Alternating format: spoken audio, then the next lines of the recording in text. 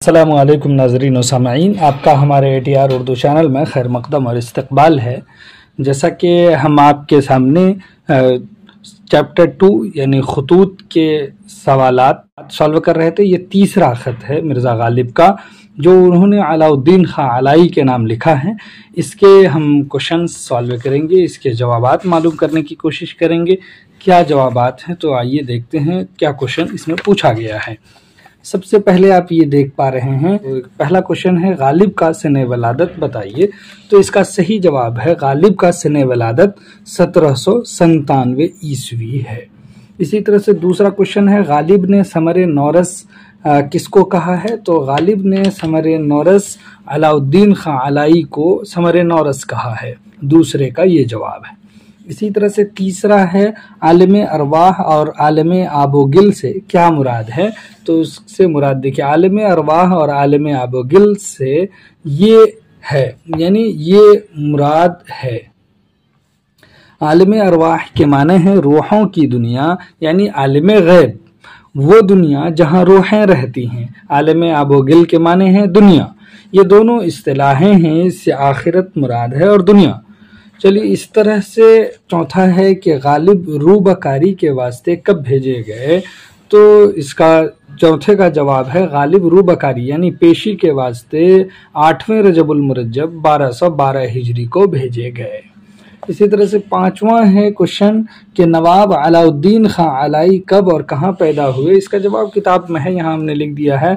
अलाई 25 अप्रैल 1833 ईस्वी को दिल्ली में पैदा हुए।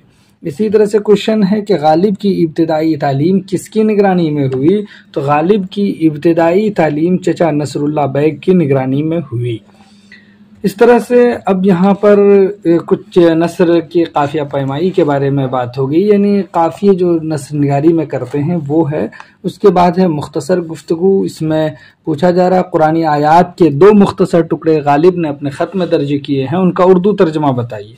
तो 2 आयत जो है इन्होंने पेश किए हैं, जैसे कि लिमनिल ये है, उसके बाद लिल्लाहिल वाहिद ये है। तो यहाँ पर आप देखिए तो उसका ट्रांसलेट दिया हुआ है, ये देखिए।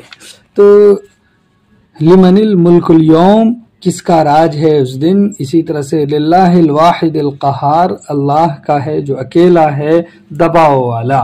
तो इस तरह से यहाँ पर ट्रांसलेट है, ये इसका आंसर हो गया। और इसी तरह से क्वेश्चन पूछा जा रहा है फारसी के 1.5 अशार इस खत में शामिल हैं, उनका तर्जुमा कीजिए। तो 1.5 अशार पहले देख लीजिए कि क्या क्या इसमें शामिल हैं। एक तो यहाँ है फर्रुख रोज़ की अज खान ए जिंदा ब्रोम।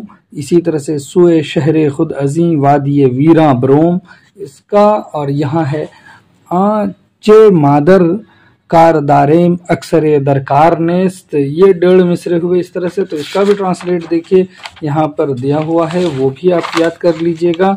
पहला है आँच मादर कार दारेम अक्सर दरकार नेस्त, जो कुछ हमें मतलूब है अक्सर नहीं मिलता, ये इसका ट्रांसलेट है।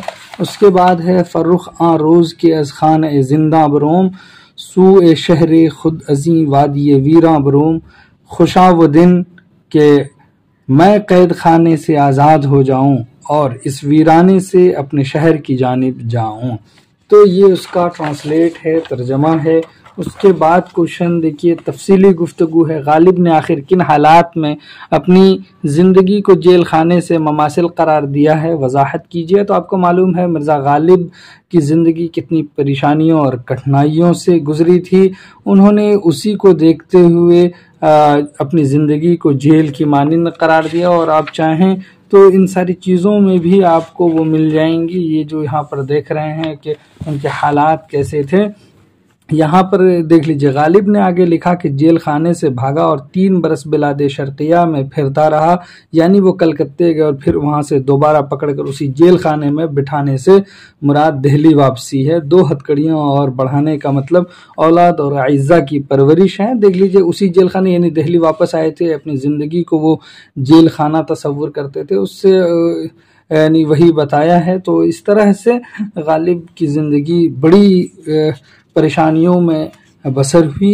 ان چیزوں کو انہوں نے جیل سے تصور کیا ہے۔ اسی طرح سے غالب کے حالات زندگی تفصیل سے معلوم کیجیے، کتاب میں ہم نے دکھایا، اسے پہلے بھی بتایا ہے کوشچن سالو کرتے ہوئے، تو وہاں سے آپ دیکھ سکتے ہیں اور سمجھ سکتے ہیں۔